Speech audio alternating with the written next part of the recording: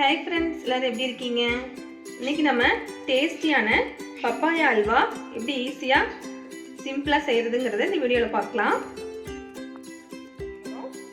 First அதுக்கு நான் ஒரு பெரிய சைஸ் பப்பாளி எடுத்து இந்த மாதிரி கூழ் மாதிரி அரைச்சு வச்சிருக்கேன். தண்ணி எதுவும் சேர்த்தாம இந்த மாதிரி அரைச்சுக்கோங்க. நல்லா பேஸ்ட் ஆயிரணும். இது கிட்டத்தட்ட பாத்தீங்கன்னா ஒரு 2.5 கப்ல இருந்து 3 கப் வரைக்கும் இருக்கு. ஒரு பாத்திரத்துல ஒரு டேபிள் ஸ்பூன் அளவுக்கு நெய் சேர்த்திருக்கேன். இப்போ நம்ம அரைச்சு வச்சிருக்கிற பப்பாயா பேஸ்ட்டை இதுக்குள்ள சேர்த்திக்கலாம். நல்லா இந்த வித கட்டியும் இல்லாம நல்லா அரைச்சு எடுத்துக்கோங்க. நல்லா கலந்து விட்டுக்குங்க. அந்த நெய்ல கொஞ்ச நேரம் நமக்கு இருக்கட்டும்.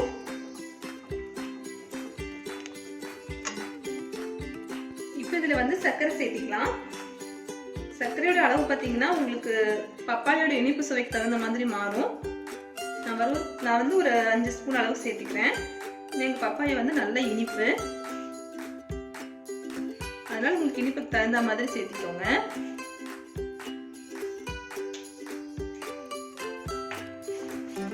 அந்த சுகர் இதுல கரையட்டும்.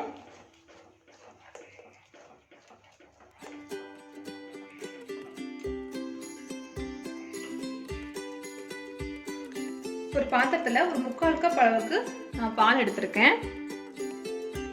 இந்த பால்ல ஒரு 5 டேபிள் ஸ்பூன் அளவுக்கு கார்ன்ஃப்ளவர் மாவு சேர்த்து நல்லா மிக்ஸ் பண்ணி எடுத்துக்கலாம். நல்லா கெட்டி எதுவும் இல்லாம நல்லா கலந்துக்கோங்க.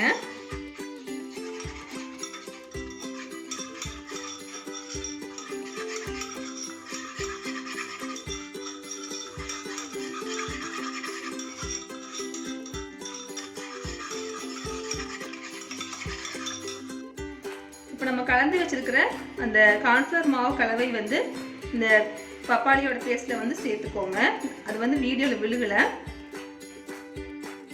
சேர்த்துட்டு நல்லா கலந்துடலாம்.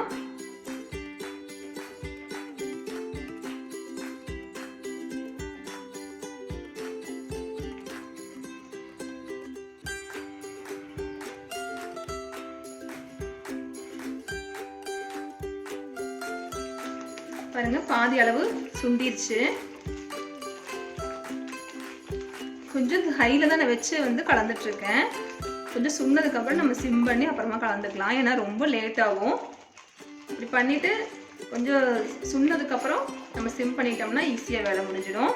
ஆனா இது செய்யும்போது கொஞ்சம் பார்த்து தான் செய்யணும். மேலே தெரிச்சிடும். அந்த ஹீட்டுக்கு நம்மளுக்கு மேலே தெரிக்கும்.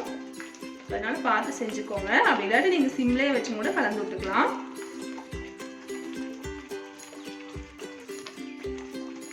பாருங்க, நல்லா சுண்டி வந்துருச்சு கொஞ்சம். இப்போ நான் சிம் பண்ணிக்கிறேன். சிம் பண்ணிட்டு நம்ம கலந்துடலாம். சிம் பண்ணிட்டேன்.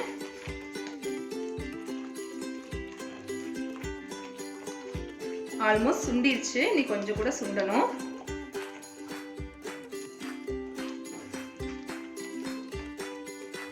இந்த ஸ்டேஜ்ல இன்னொரு ஸ்பூன் கூட நெய் சேர்த்துக்கலாம்.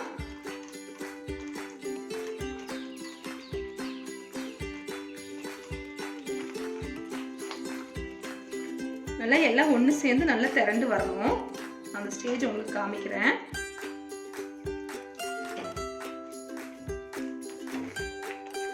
இது எங்க வீட்லயே பழுத்த பப்பாளி. கலரே சூப்பரா இருக்கு பாருங்க. டேஸ்டும் சூப்பரா இருக்கும். இனிப்பு நல்லாவே இனிப்பா தான் இருக்கும். அந்த வீடியோக்காக ஒன்று எடுத்து வச்சிருந்தேன் செய்யறதுக்காக.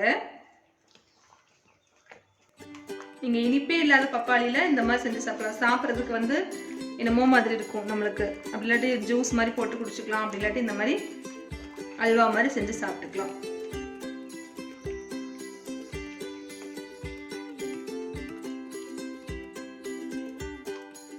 நான் ஆல்ரெடி பப்பாளி காயில டியூட்டி ஃப்ரூட்டி எப்படி செய்யறதுன்னு போட்டிருக்கேன்.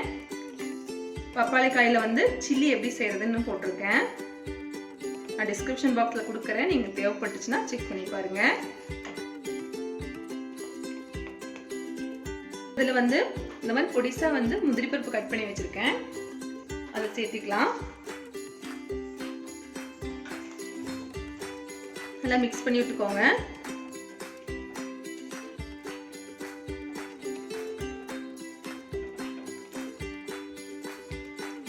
நம்ம கடைசியாக இன்னொரு ஸ்பூன் கூட நெய் சேர்த்துக்கலாம். நம்ம டோட்டலாக 3 ஸ்பூன் அளவுக்கு நம்ம நெய் சேர்த்துருக்கோம்.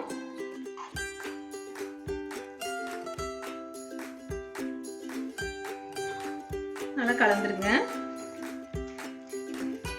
நல்லா சுண்டி வந்துருச்சு பாருங்க.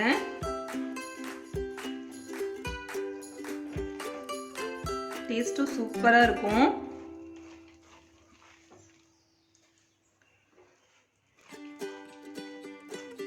ஸ்டவ் ஆஃப் பண்ணிடலாம். நீங்க இதுலயே வந்து ஏலக்காய் பொடி சேர்க்கறதா இருந்தாலும் சேர்த்துக்கலாம். நான் ஏலக்காய் பொடி எல்லாம் சேர்த்துல. ஏன்னா அந்த பப்பாயாவோட ஃப்ளேவர் வந்து அதுவே நல்லா இருக்கும், சூப்பரா இருக்கும்.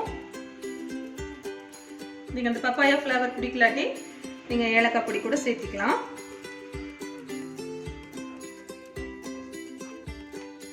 பாருங்க, ஸ்டவ் ஆஃப் பண்ணிடலாம். ஆயிடுச்சு. நீங்களும் கண்டிப்பா ட்ரை பண்ணி பாருங்க.